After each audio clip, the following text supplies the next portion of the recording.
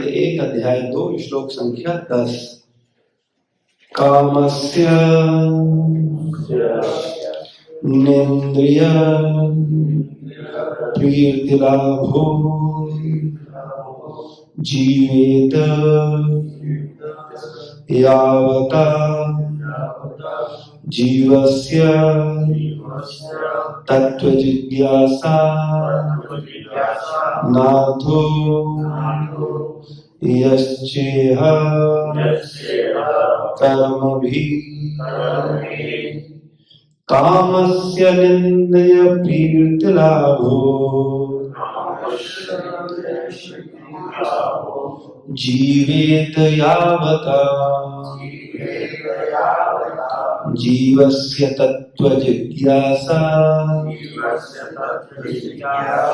नार्थो यश्चेह कर्मभिः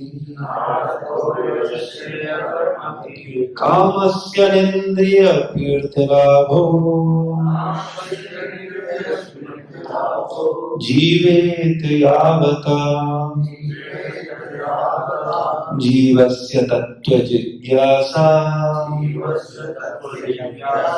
नार्थो यश्चेह कर्मभिः। हरे कृष्ण।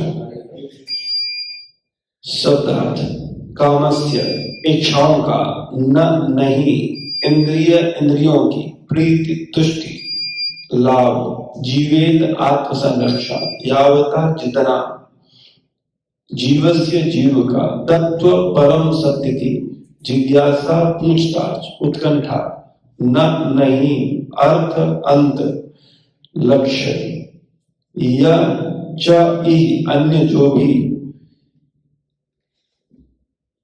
कर्म भी वृत्तियों के द्वारा। इस श्लोक का अर्थ तात्पर्य श्रील प्रभुपाद जी के द्वारा। श्रील प्रभुपाद की जीवन की इच्छाएं इंद्रिय तृप्ति की ओर लक्षित नहीं होनी चाहिए। मनुष्य को केवल स्वस्थ जीवन की या आत्म संरक्षण की कामना करनी चाहिए, क्योंकि मानव तो परम सत्य के विषय में जिज्ञासा करने के निमित्त बना है। मनुष्यों की वृत्तियों का इसके अतिरिक्त अन्य कोई लक्ष्य नहीं होना चाहिए। तात्पर्य पूर्ण रूप से मोहग्रस्त भौतिक सभ्यता गलत तरीके से इंद्रिय तृप्ति की इच्छा पूर्ति की दिशा में अग्रसर है। ऐसी सभ्यता में जीवन के सभी क्षेत्रों में इंद्रिय तृप्ति चरम लक्ष्य होता है, चाहे राजनीति हो या कि समाज, परोपकार, परहितवाद या धर्म।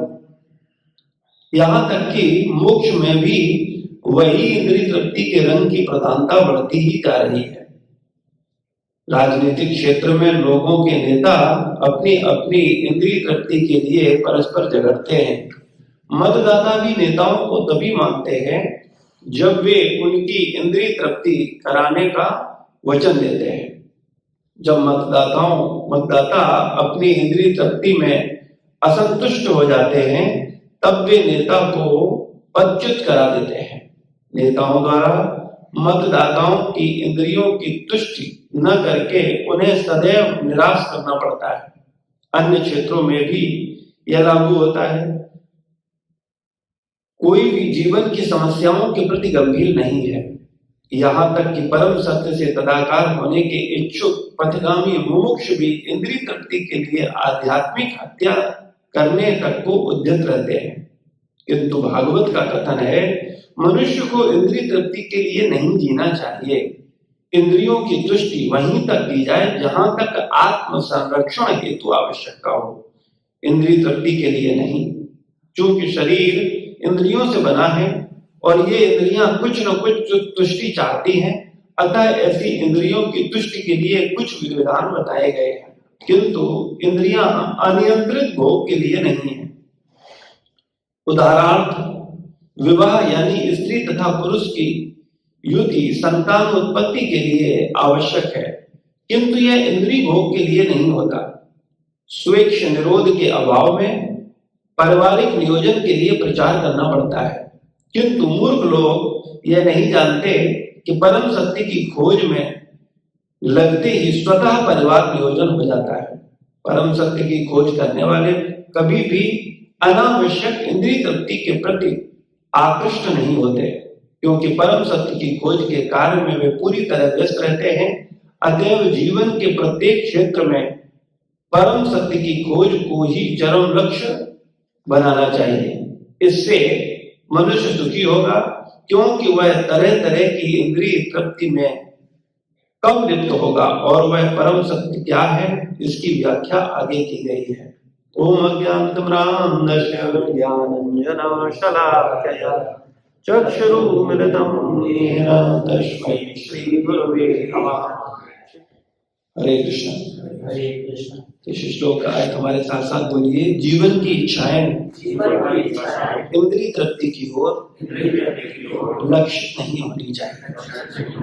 मनुष्य को केवल स्वस्थ जीवन की या आत्म संरक्षण की कामना करनी चाहिए, क्योंकि मानव तो परम सत्य के विषय में जिज्ञासा करने के निमित्त बना है। मनुष्य की वृत्तियों का इसके अतिरिक्त अन्य कोई लक्ष्य नहीं होना चाहिए। तो यहाँ हम सबको बहुत गंभीरता पूर्वक इस पर विचार करना होगा कि श्रीमद् भागवत क्या कह रही है। मनुष्य जीवन किस लिए मिला है?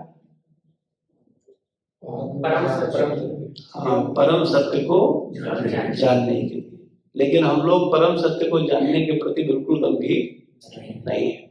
हम लोग किस लिए जीवन जीते हैं? इंद्रिय तृप्ति के लिए। हमें क्या लगता है? हमें अच्छा खाने को मिले, अच्छा देखने को मिले, अच्छा सुनने को मिले, अच्छा स्पर्श करने को मिले।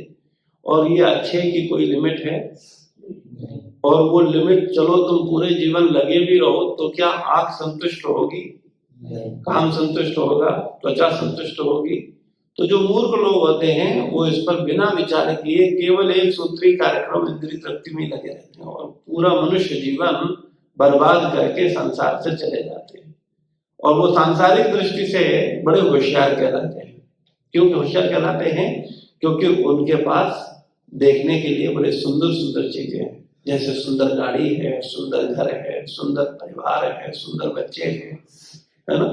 और जो वस्त्र हैं वो भी सुंदर हैं, सब चीज सुंदर सुंदर है ना। लेकिन वो सुंदरता को इकट्ठा करने के लिए मनुष्य जीवन प्राप्त नहीं हुआ है। हाँ, जीवन निर्वाह के लिए जितनी चीजें आवश्यक हैं उतना होना चाहिए, उसकी जरूरत है, उसके लिए मना नहीं करते भागवत। लेकिन क्या बोला जा रहा है? मनुष्य जीवन का लक्ष्य क्या है? परम सत्य की जिज्ञासा, परम सत्य को जानने के लिए मिला है। तो 24 घंटे में परम सत्य को जानने के लिए आप कितना समय देते हो? और इंद्रिय तृप्ति को कितना समय देते हो? अगर आप 24 घंटे में अगर ध्यान से देखें तो हम लोग अधिकतर समय, पूरा का पूरा समय इंद्रिय तृप्ति में ही लगा देते हैं।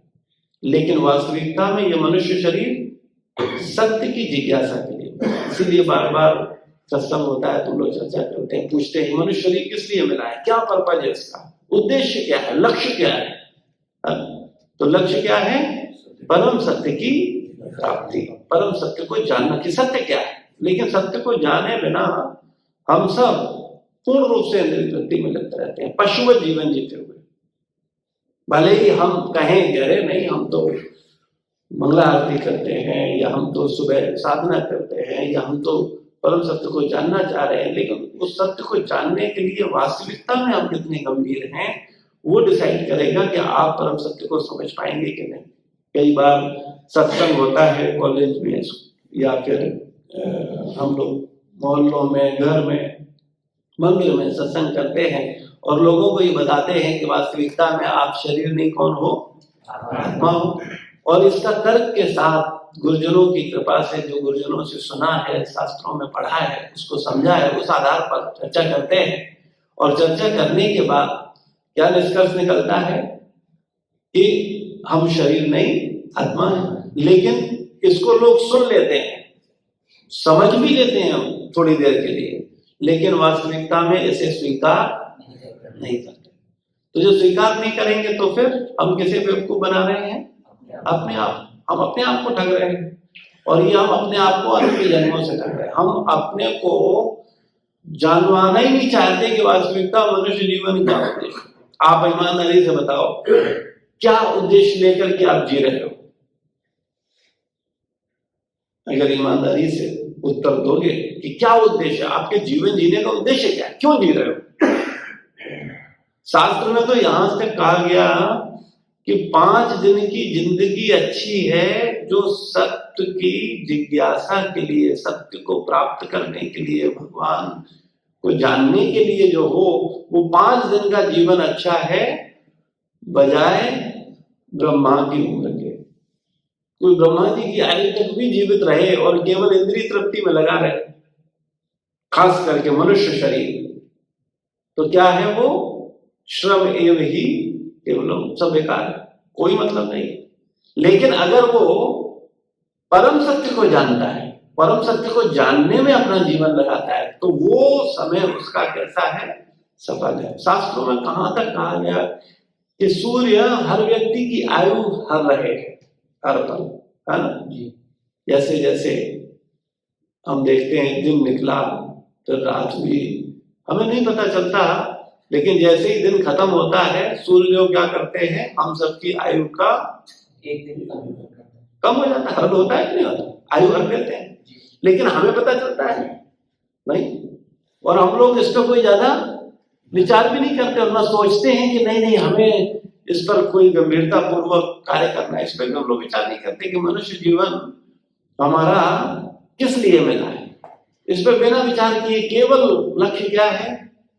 कुछ धन अर्जन हो जाए, कुछ संसार का सुख मिल जाए, और इसी पर सब डिपेंड है। प्रभुपाद जी कह रहे हैं राजनीति है, नेता है, वो क्या है?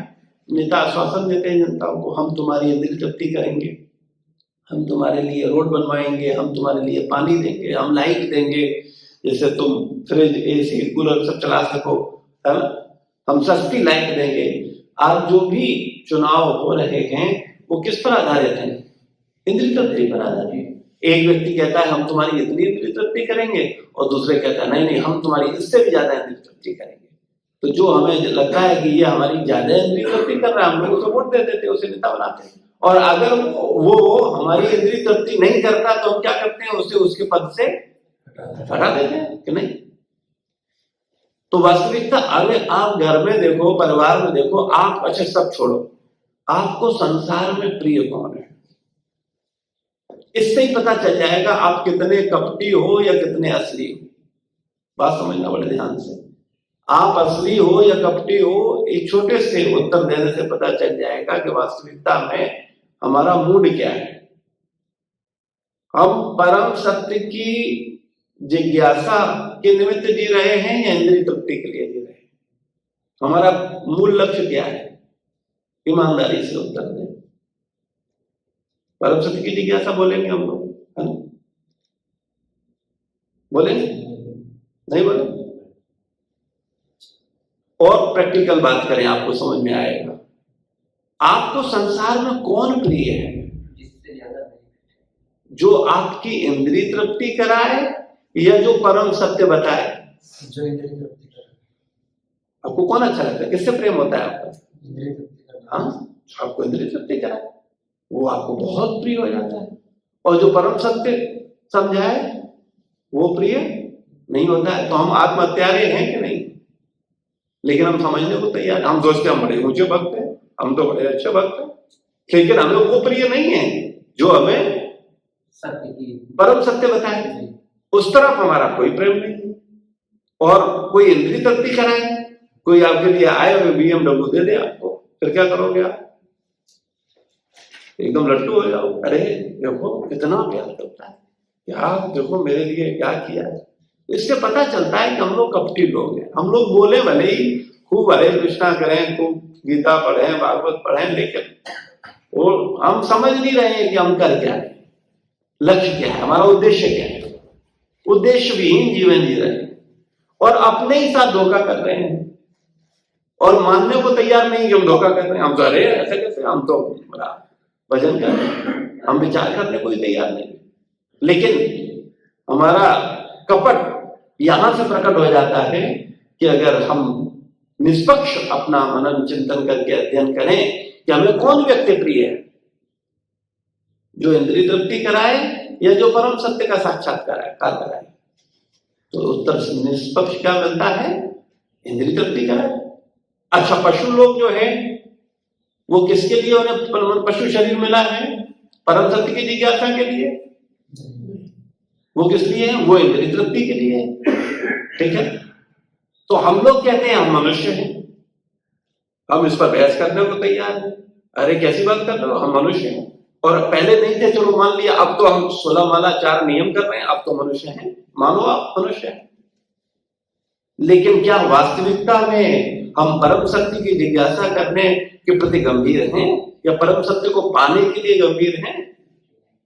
नहीं, हमें तो परम सत्य के नाम पर भी क्या चाहिए? इंद्रिय तृप्ति चाहिए।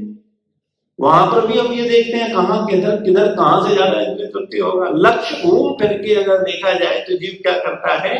इंद्रिय तृप्ति पे ही केंद्रित हो जाता है, और वो इस तरीके से ये बताता है कि वो अभी भी पशु मानसिकता से ऊपर नहीं उठा है। एक पशु क्या करता है?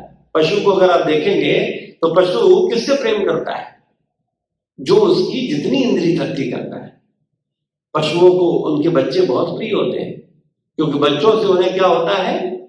उनकी खूब इंद्रिय तृप्ति होती है, उनको बड़ा सुख मिलता है ना। हम लोगों को भी बच्चों से सुख मिलता है, नहीं मिलता? तोतली तोतली आवाज में बच्चे बोले, उनकी सॉफ्ट सी स्किन छुओ, उन्हें किस करो या उनको गले लगाओ या उनको गोद लो, है ना। और वो हमारी जो हम कहें, हमारी सही गलत सबको पूरा करने को तैयार है। जो हमने कहा वो करने को तैयार है, हमारी इंद्रिय तृप्ति करने को तैयार है। तो इसीलिए हमें क्या लगते हैं? बच्चे बहुत प्रिय लगते हैं। क्यों? बच्चे परम सत्य की जिज्ञासा कराते हैं। पत्नी परम सत्य की जिज्ञासा कराती है नहीं, लेकिन हमें बहुत प्रिय लगती है। क्यों लगती है प्रिय? क्योंकि हमारी इंद्रिय तृप्ति कराती है। इससे ये पता चलता है कि हम लोग पशु मानसिकता से ऊपर उठना ही नहीं चाहते, हम पशु ही बने रहना चाहते हैं। हम वास्तविकता में अपना अहित ही करना चाहते हैं। तो कोई हमारा हित करे तो करे कैसे? या आचार्य प्रभुपाद जी आए, उन्होंने रात रात नहीं जागे, 2-2 घंटे सोते थे। इसलिए जो जागते थे पूरी रात, ये ग्रंथ लिखे, ये एक तात्पर्य लिखे, इतने बड़े बड़े, क्या जरूरत थी? एक गीता श्लोक था, श्लोक का अर्थ तो था ही, तो इतना तात्पर्य लिखने की क्या जरूरत थी? क्यों? लेकिन उनके प्रेम को हम नहीं समझ सकते। एक गुरु के प्रेम को मूर्ख नहीं समझ सकता। जैसे पशु पुत्र प्रेम को समझता है, पत्नी प्रेम को समझता है ना, समाज प्रेम को समझता है, लेकिन पशु गुरु प्रेम नहीं समझ सकता, पशु ईश्वर प्रेम नहीं समझ सकता। इसी प्रकार से हम लोग पशु हैं। हमको भी क्या लगता है? अरे इसमें कौन, हमें गुरु क्या प्यार करते हैं, हमारी तो कोई इंद्रिय तृप्ति कर नहीं रहे, हमारे लिए कुछ विशेष करें, हमें रोज राजभोग खिलाएं, हमको रोज माला पहनाएं, हमको रोज कुछ बढ़िया बढ़िया कुछ हमारी पीठ थपथपाएं, कुछ कहें, अरे आओ आओ भाई आओ बैठो, बड़ा, तब हम कहें कि हाँ भाई हमें प्रेम करते हैं। हमारी पत्नी तो ऐसे ही करती है, जैसे हम घुसते वैसे कहती है, आओ बैठो, पानी पियो, चाय पियो, क्या लाए क्या खिलाए। तो वो इंद्रिय तृप्ति पर ही आधारित प्रेम को ही तो हम प्रेम मानते हैं। तो क्या हम परम सत्य के जिज्ञासु हैं? हम किसे ठग रहे हैं? अपने को ठग रहे हैं। और हम सोचते कि हैं, अरे हम तो बड़े उन्नत हो गए हैं, हम तो देखो कितना माला कर रहे हैं, कितना साधना, कठोर साधना कर रहे हैं, लेकिन हम अपने को धोखा दे रहे हैं। श्रीमद् भागवत में स्पष्ट रूप से सूत गोस्वामी अन्य सारे ऋषियों को बताते हैं, क्या कहते हैं? मनुष्य शरीर किस लिए मिला है? परम सत्य की जिज्ञासा के लिए, ये इंद्रिय तृप्ति के लिए नहीं मिला है। लेकिन ये बात हमें सूत गोस्वामी जी का प्रेम दिखेगा हमें? नहीं, सूत गोस्वामी हमें प्रेम क्या करता है, हमसे क्या लेना देना? तो मूर्ख कभी सही प्रेम समझ ही नहीं सकता,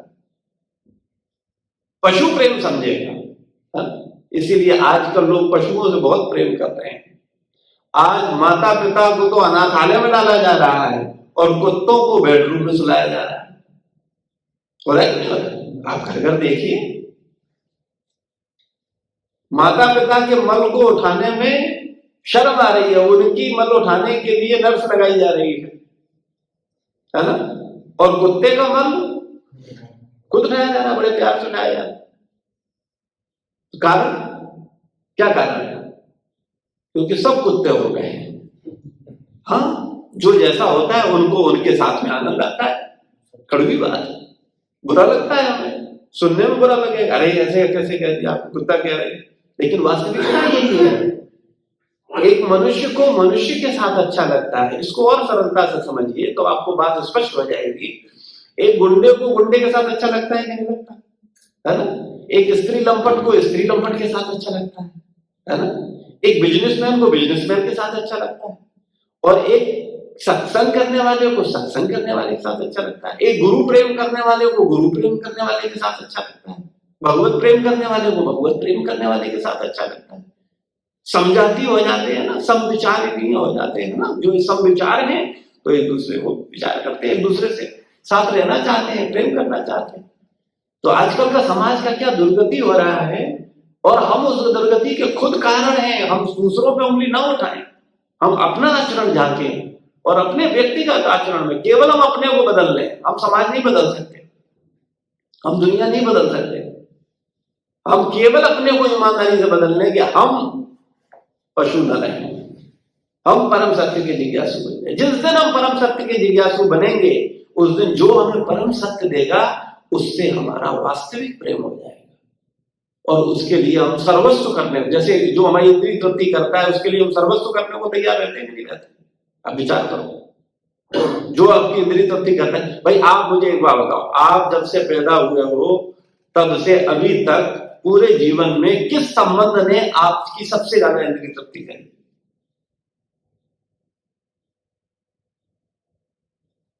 प्रश्न समझ में आया? फिर किसने ज्यादा आपकी इंद्रिय तृप्ति करी? किस संबंध ने ज्यादा इंद्रिय तृप्ति करी, सबसे ज्यादा इंद्रिय तृप्ति करी?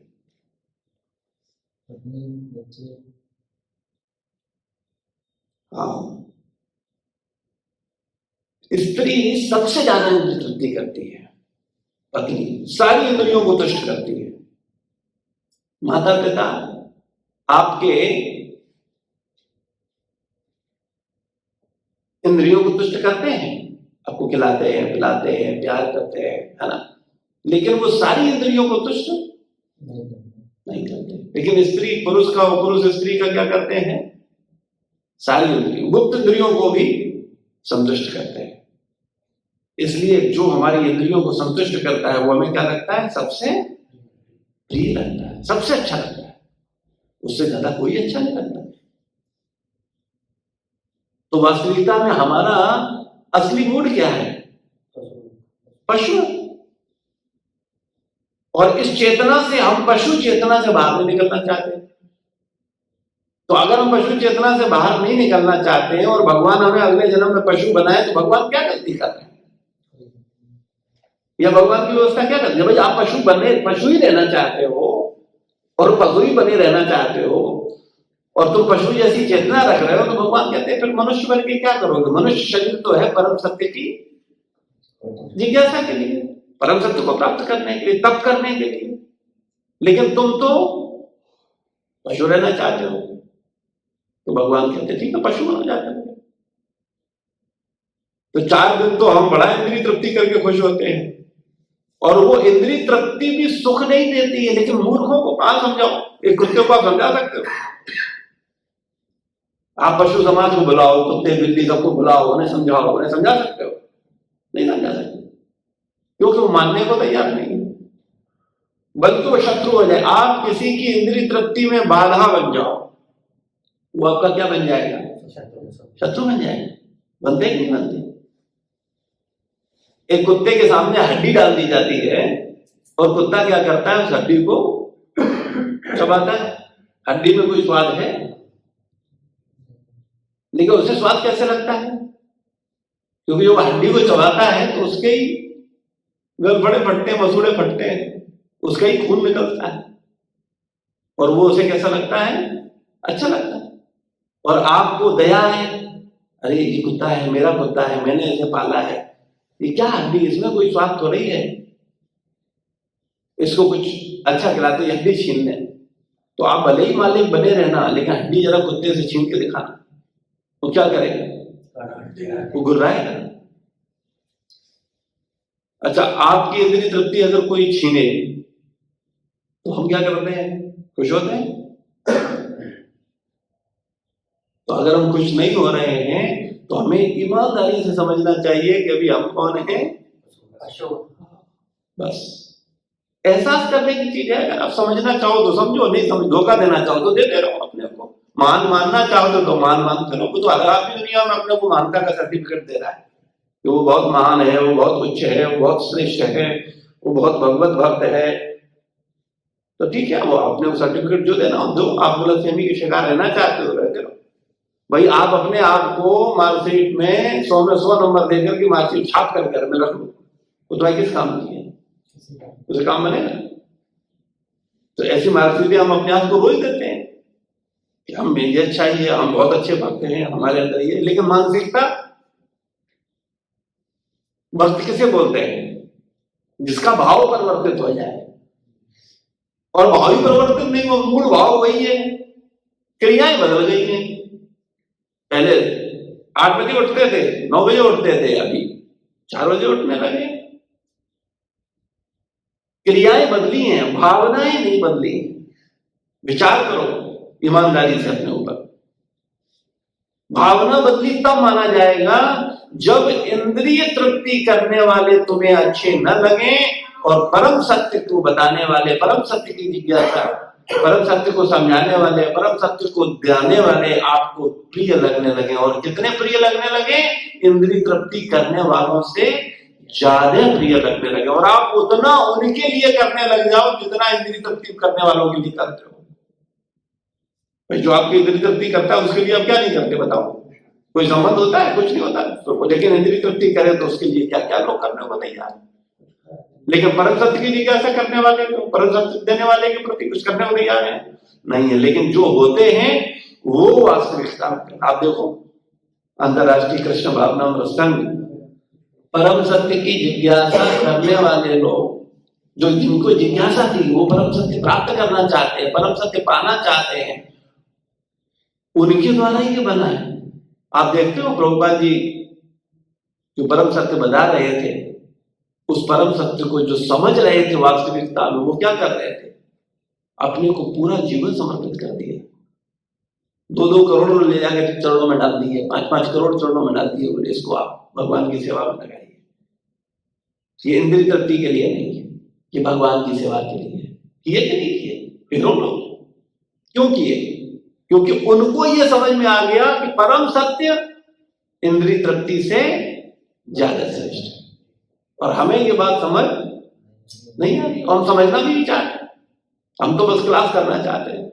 ठीक है, आज क्लास हो गई, ठीक, कल क्लास हो जाए, फिर परसों क्लास हो जाए, फिर और क्लास हो जाए। और जो हमारी इंद्रिय तृप्ति करे, चाहे वो भौतिकता हो चाहे आध्यात्मिकता हो। आध्यात्मिक जीवन, आपको मंदिर में कौन अच्छा लगता है? ईमानदारी से बताओ, आप ईमानदारी से बताओ, आपको मंदिर में कौन अच्छा लगता है? आप मंदिर में हो और आकर के कोई रोज आपके लिए बढ़िया सा रसगुल्ला भगवान को भोग लगा हुआ, या खीर या बढ़िया भोग आपके पास ले जाए और कहे प्रभु लीजिए, आइए, है ना? तो आपको क्या होगा? प्रिय होगा कि नहीं होगा? अरे महाप्रसाद खिला रहा है मुझे, इतना प्रिय होगा कि नहीं होगा? और अगर वो कहे कि नहीं तुम नालायक हो, तुम परम सत्य के प्रति जिज्ञासु नहीं हो, तुम गुरुजनों की बात को गंभीरता से नहीं ले रहे हो, तुम आचरण तुम्हारा ठीक नहीं है, तो क्या करेंगे? शत्रु बन जाएगा। आप बोल करके देखो, आप प्रैक्टिकल आजमाओ ना। हम बात संसार के लोगों की नहीं कर रहे, हम संसार को तो चलो ठीक है, जो समझे सो समझे, क्योंकि वो समझने नहीं चाहते। संसार वाले 1 घंटे के लेक्चर थोड़ी सुनेंगे, क्यों सुनेंगे? उन्हें तो जहां इतनी तृप्ति मिलेगी, जो अच्छा लगे वो करेंगे वो। लेकिन आप 1 घंटे सुन रहे हो तो हम आपको समझाना चाहते हैं, हम आपको बताना चाहते हैं कि आप इस पर विचार करो, हम विचार करें, हमारा मन विचार करे, है ना? तो हम लोग विचार करें कि हमारा मूड क्या है। चलो हम बोल रहे हैं हमारा मूड क्या, हम क्या चाहते हैं? परम सत्य चाहते हैं या इंद्रिय तृप्ति चाहते हैं? ईमानदारी बताओ, क्या चाहते हैं? क्या लगता है? परम सत्य चाहते हैं। हम चाहते क्या है भाई? आपके अंदर की बात हम पूछ रहे हैं ईमानदारी से। अपने आप को तो जानते हो ना, आप ईमानदारी बताओ। तुम क्या चाहते हैं? ईमानदारी बताना, बस स्वयं अपने अंदर जान करके। इंद्रिय तृप्ति भी चाहते हैं और परम सत्य भी चाहते हैं, लेकिन परम सत्य के प्रति ज्यादा चाहते हैं कि इंद्रिय तृप्ति ज्यादा चाहते हैं?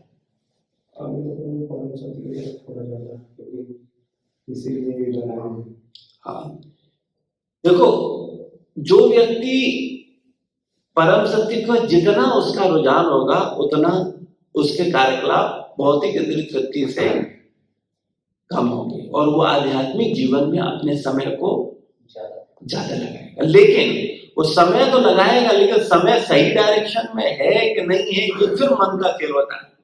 वहां पर हम सबको बहुत सावधानी। देखो, आध्यात्मिक जगत या आध्यात्मिक परम सत्य इतना सरल है। सूत गोस्वामी और वहां सनकादि ऋषि कितने वर्ष के लिए एकत्रित हुए थे तपस्या करने को, यज्ञ करने के लिए? 1000 वर्ष, है ना? तो आप विचार करो, इतना गंभीर तपस्या करने वाले परम सत्य को जान नहीं पाते थे। विरले लोग जान पाते। परम तत्व को जानना सरल है। भगवान क्या बोल रहे हैं? मनुष्यानाम सहस्रेषु कश्चित् गति सिद्धे यताम सिद्धानाम कश्चित् माम वेत्ति तत्वतः। कई हजार मनुष्यों में से कुछ लोग इधर आते हैं। कई हजार लोगों में से, आप देखो कितने लोग हैं, उनमें से कुछ लोग इधर आते हैं और उनमें से कोई विरला परम सत्य को जान पाता है। ये कौन बोल रहे हैं? भगवान बोल रहे हैं। तो यहां दो बातें क्लियर हो गई कि पहले तो हमें उन 1000 लोगों में से एक होना है। तो भाई, जो संसार में लोग हैं उनमें से आपने अपने को एक कर लिया, इसमें दो राय नहीं। कम से कम आप गंभीरता पूर्वक 4 बजे उठ रहे हैं, आप 16 माला कर रहे हैं, आप 4 नियम पालन कर रहे हैं, इसका मतलब ये निश्चित है कि आपने अपने आप को हजारों लोगों से एक किया है। और आप इस बात के खुद गवाह हो। भाई, हम लोग चर्चा करते हैं सैकड़ों लोगों के बीच में, उनमें से कितने भक्त बनते हैं?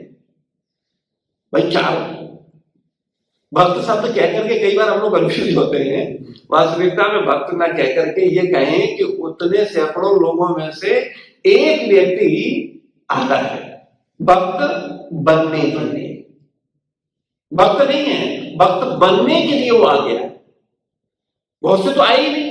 आप देखो ना, 300, 400, 500 लोगों को हम लोग बुलाते हैं, 1000 लोगों को बुलाते हैं, बताते हैं तुम शरीर में आत्मा हो, भगवान परमात्मा है, तुम्हें ये करना चाहिए, ये समझाते हैं ना।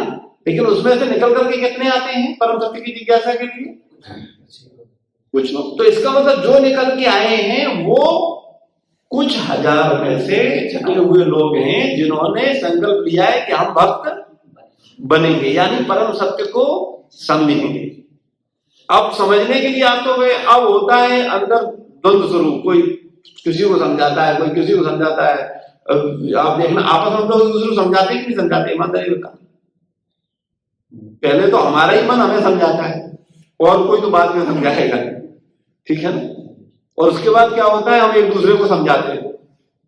अच्छा, क्या समझाएंगे? हमारी गिनती है कितने? पशु चेतना वाले हैं। अभी 1000 में से हम आए हैं और जानते कुछ है नहीं है, जानने के लिए आए हैं और एक दूसरे को समझाना शुरू करते हैं। फिर क्या होता है? कंफ्यूजन होता है और कोई कारण नहीं है। यही सबसे बड़ी प्रॉब्लम है। लेकिन स्वीकार करने को लोग तैयार नहीं, वो मानने को ही तैयार नहीं।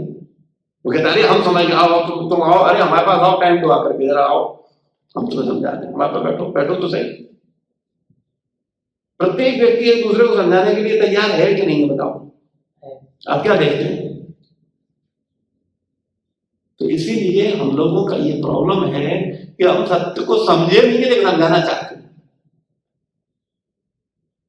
तो हम जितने समर्पित होंगे, जितने सही डायरेक्शन में जाएंगे, सही तरीके समझेंगे, उतने हम समझ पाएंगे। भगवत गीता में भी भगवान देखो इसी बात को बोल रहे हैं 5वें अध्याय के 22वें श्लोक में। यही संस्पर्शजा भोगा दुख योने एवते आद्यवंतु कौन्ते न तेषु रमते बुधा। जो बुद्धिमान व्यक्ति है वो इनमें नहीं रमता। प्रभुपाद जी चीजों को बार बार बोलते हैं, आप प्रभुपाद जी सुनेंगे बार बार बोलते हैं, न रमते बुधा, न रमते बुधा, न रमते बुधा। क्यों कह रहे हैं, क्या कह रहे हैं? बुद्धिमान मनुष्य, मूर्ख नहीं, बुद्धिमान मनुष्य दुखों के कारण में भाग नहीं लेता। क्यों नहीं लेता? कि भौतिक इंद्रियों के संसर्ग से उत्पन्न होते हैं। इंद्रियां भी दो प्रकार की है, भौतिक इंद्रियां और आध्यात्मिक इंद्रियां। तो भौतिक इंद्रियों के संसर्ग हम लोग कुछ समझते ही नहीं, कुछ भी बोलते हैं, कुछ भी देखते हैं, कुछ भी समझते हैं, कुछ भी बकवास करते हैं, जानते कुछ नहीं, लेकिन मानने को तैयार नहीं कि हम जानते हैं, समझना भी नहीं चाहते। भाई तुम्हारा कोई डाउट है, कोई बात है तो पूछो, समझो। वो जानने को इच्छा नहीं, बस हम जो समझ गए बस हम वही बोलेंगे, वही समझाएंगे, वही मानेंगे। तो इसलिए कोई कुछ समझ नहीं पाता, सीख नहीं पाता। तो बोल रहे हैं कि बुद्धिमान मनुष्य दुखों के कारण भाग नहीं लेता, क्योंकि भौतिक इंद्रियों के संसर्ग से उत्पन्न होते हैं। हे कुंती पुत्र, ऐसे भोगों का क्या होता है? शुरुआत होती है और अंत होता है। आप संसार का कोई भी इंद्रिय सुख ले लीजिए, क्या होता है? 5 स्टार होटल में जाओ, एक रात के लिए रुको, कितना रुपया देना पड़ता है? 20-20 हजार के रूम होते हैं। और आजकल तो ऐसा ऐसा बना रखा है लोगों ने, 1 लाख का 5 लाख रुपए, 1 लाख का 10 लाख रुपए, है ना? अभी 5 लाख 10 लाख रुपए दे करके वो क्या कर रहा है? 1 लाख। अच्छा, सुख कौन सा है? कैसा सुख है भाई? विचार करो, 10-10 लाख रुपए खर्च करके कौन सा सुख मिलेगा उसे? कैसा सुख है? आदि और अंत है कि नहीं है भाई? बोलते तो शुरुआत हो गया भाई, चारों तरफ बड़ा सुंदर है, बड़ा अच्छा कमरा है, बड़ा अच्छा गद्दा, बड़ा अच्छा भोजन, ठीक, लेकिन बाहर आ गए तो अंत हो गया। प्रत्येक सुख, बुद्धिमान व्यक्ति इस पर विचार, जो मूर्ख है वो बिना विचार किए बस कुछ करता रहता, भागता रहता, उसका विचार ही नहीं, वो कुछ समझ में नहीं चाहता।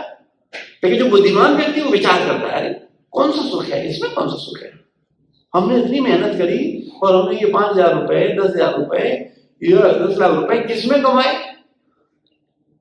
उसका कोई बदले में भी रिएक्शन मिलेगा? अगर वो 10 लाख रुपए हमने कुछ धर्म में लगाए होते, कुछ सत्कार में लगाए होते, तो आनंद भी उससे ज्यादा मिलता, उससे ज्यादा सुख मिलता, इसकी गारंटी है। लेकिन मानने को कोई तैयार नहीं, सब अपनी बुद्धि लगाए पड़े। तो लगाओ, नरक में ही रहना चाहता है कोई व्यक्ति, तो उसे कैसे निकाला जाए? तो एक उनके पुत्र भोगों का आदि तथा अंत होता है। अर्थात जो चतुर व्यक्ति है, जो बुद्धिमान व्यक्ति है, वो उसमें नहीं फंसता। अच्छा, चतुर व्यक्ति कौन है? चलो इसको भी समझ लेते हैं। बताओ भाई, एक एक करके पूछते हैं। चतुर कौन है? कुछ ठीक आए बगैर सब बेवकूफ है, ये कोई चतुर नहीं है। कृष्ण भक्त बनोगे कैसे? वो कृष्ण भक्त चतुर है, कृष्ण भक्त सुन लिया हमने, रट लिया, बोल दिया कृष्ण भक्त बनोगे कैसे? चतुर वो है जो चतुर की शरणागत है, बस। बकाया सब मूर्ख है। बात समझ भाई? चतुर बोलना बहुत आसान है, चतुर कोई नहीं, सब मूर्ख है। चतुर केवल वो है जो चतुर की शरणागत। प्रभुपाद जी चतुर है कि नहीं है? तो अगर तो प्रभुपाद जी के शरणागत हो, गुरु के शरणागत हो, तो चतुर हो, वरना मूर्ख के मूर्ख ही हो। वो बोलते रहो कृष्ण भक्त है, हम चतुर है। नहीं, नहीं चतुर हो दुनिया। अच्छा चलो, तुम इतने 7 साल 8 साल सुनने के बाद बोले कृष्ण भक्त चतुर है। जो बहुत से लोग हैं संसार में, रामानंद राय से चैतन्य महाप्रभु को पूछते हैं कि कौन चतुर है, तो ये एक चतुर बताते हैं। तो इसीलिए तो मैं कह रहा हूँ, देखो रामानंद राय ने बोला, रामानंद राय का अलग स्तर है, चतुर कृष्ण भक्त है। लेकिन समझो, क्या कृष्ण भक्त हम बन पाएंगे? मैं जो बात कर रहा हूँ, आप रामानंद राय बोल रहे हो 100% सही है, लेकिन मैं जो बोल रहा हूँ उसे भी समझो मैं क्या बोल रहा हूँ। कृष्ण भक्त बोलने से चतुर हो जाएगा? कृष्ण भक्त बनना पड़ेगा ना। तो कृष्ण भक्त कौन बनेगा? जो गुरु के शरणागत होगा, जो गुरु को चतुर मानेगा। जो अपने को चतुर मानेगा वो कृष्ण भक्त बन सकता है? बताओ, नहीं बन सकते हम लोग।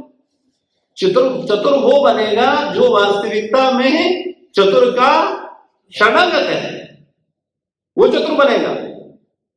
कृष्ण भक्त वो बनेगा जो गुरु के शरणागत है। वरना मानने को तो हम मानते रहे, हमारा मन इतना, आप हम लोग समझते ही नहीं चाहते। बहुत कुछ कहां तक कहा जाए, कितना बताया जाए, लेकिन वही चीज किसे बताया जाए? जो समझना चाहे उसे बताया जाए। किसी भी विषय की हम गहराई में जा ही नहीं पाते, ऊपर ही ऊपर तैरते रहते हैं। चतुर व्यक्ति कौन है, बुद्धिमान कौन है? जो बुद्धिमान है उनकी शरण लिए हुए है, वो बुद्धिमान है, बकायदा मूर्ख है।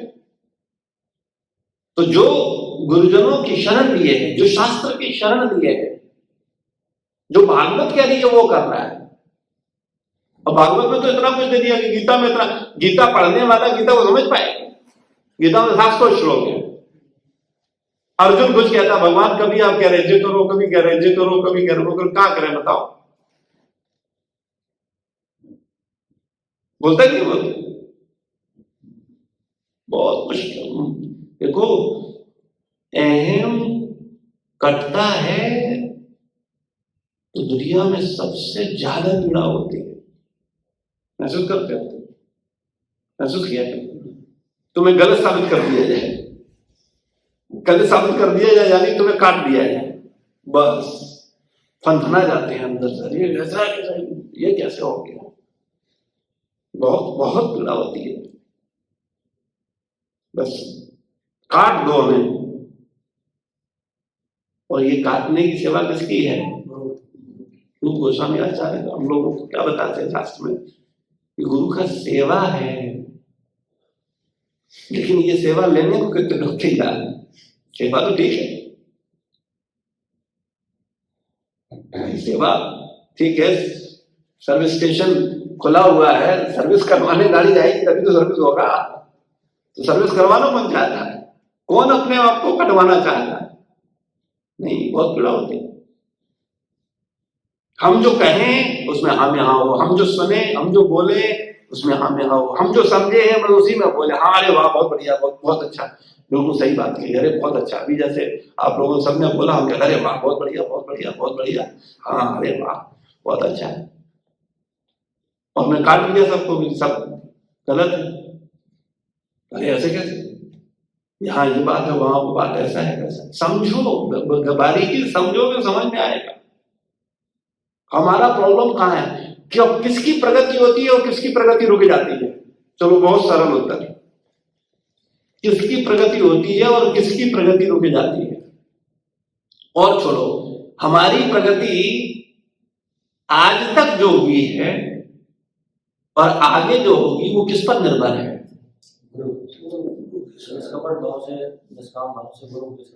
समझने में हमने जितना समझा है, जब तक समझेंगे तब तक ही प्रगति होगी, बस उसके बाद खत्म, वहीं खत्म हो जाएगी।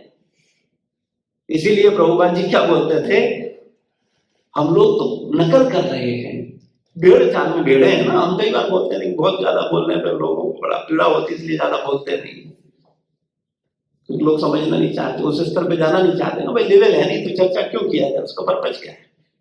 हम लोग तो केवल भेड़ है, सब कुछ नहीं समझ रहे हैं, बस चले जा रहे हैं। बोले से इतने लोग जा रहे हैं, तब भी जा रहे। अच्छा क्यों जा रहे भाई साहब? क्या पर्पज है, क्या उद्देश्य है? तुम्हारा मूड क्या बना, भावना क्या बनी, सोच क्या बनी, आचरण क्या है? तो उस पर ज्यादा विचार, बोले ये सब बातें मत करो, जो इतने लोग जा रहे हैं हम नहीं जाएंगे। समझना, उसमें भावना को देखना, जानना, बहुत बहुत, हर चीज इतनी सस्ती नहीं है, इतनी सरल नहीं, सस्ती है। इतना सरल हो, भगवान ये बोलते हैं कई हजार मनुष्यों में कोई आएगा, फिर उनमें से कोई विरला तत्व को जान पाएगा। अरे जो आ गया, भगवान का नाम लेने लगा, 16 माला जब कर तो जान ही जाएगा ना। तो विरला शब्द क्यों लगा रहे हैं? क्यों बोल रहे हैं विरला? समझोगे समझ में आएगा, समझना चाहो समझ सकते हो। लेकिन भाई हम अपने को ये मानना चाहें कि हम परम सत्य के जिज्ञासु हैं, तो अपने को कुछ भी मान लें। लेकिन अगर निष्पक्ष अध्ययन करेंगे हम अपना, तो हमें पता चलेगा नहीं, हमें तो इंद्रिय तृप्ति ही प्रिय है। हम परम सत्य के प्रति हमारा वास्तविकता में उस स्तर का झुकाव है ही नहीं। ये जो हमें परम सत्य की चर्चा करता है वो तो हमें उतना प्रिय नहीं। भाई सोना प्रिय है तो सोना देने वाला भी तो प्रिय होता है कि नहीं होता है? भाई आपको पैसा प्रिय है, समझो बात को, थोड़ा बुद्धि लगाओ। आपको पैसा प्रिय है और पैसा देने वाला वो प्रिय नहीं होगा क्या? उतना ही होगा कि नहीं होगा जितना पैसा प्रिय है? भाई जिसने पैसा दिया है हमें तो वो भी उतना ही प्रिय हो जाएगा कि जितना पैसा देने वाला।